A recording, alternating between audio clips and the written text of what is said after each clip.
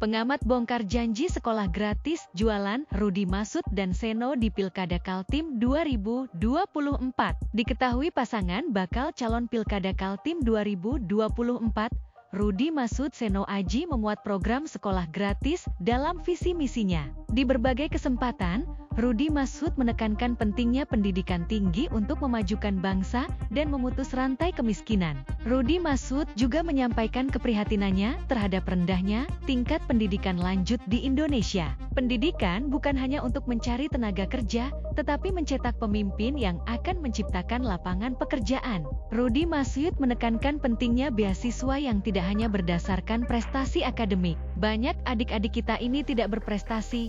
Terus gimana kalau tidak berprestasi?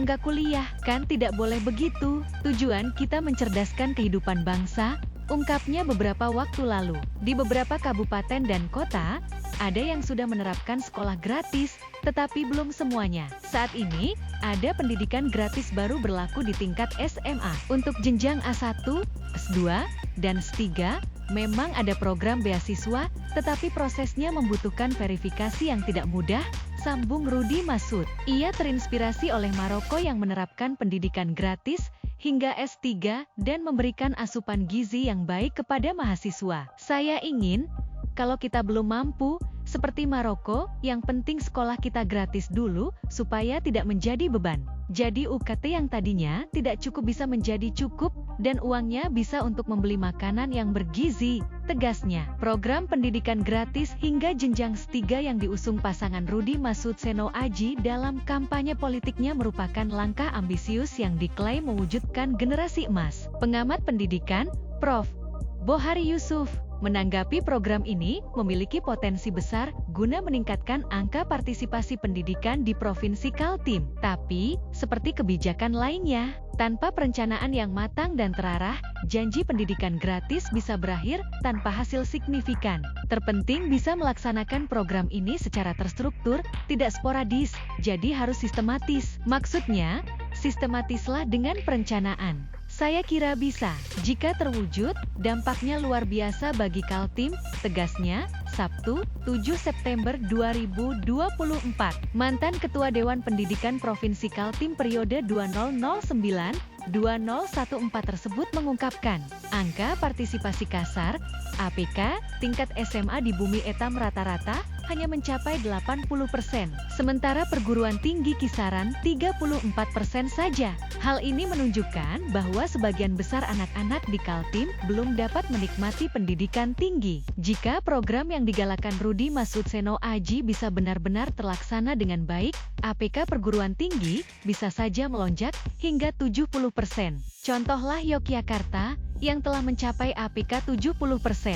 Angka ini menunjukkan bahwa peningkatan partisipasi pendidikan dapat dicapai dengan kebijakan yang tepat, terangnya. Meski demikian, Prof.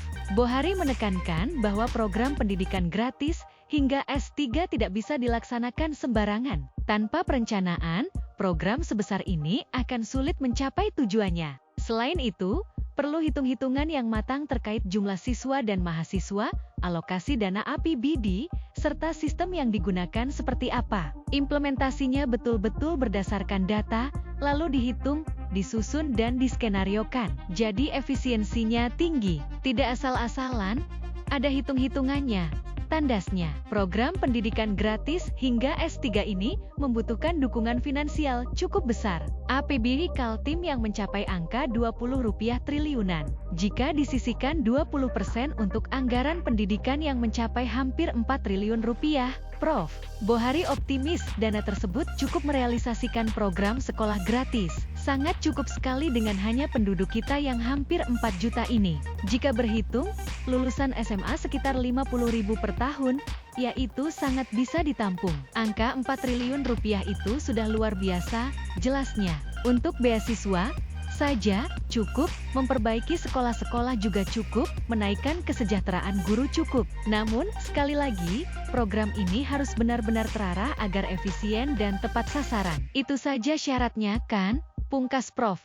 Bohari. Download Tribun X sekarang.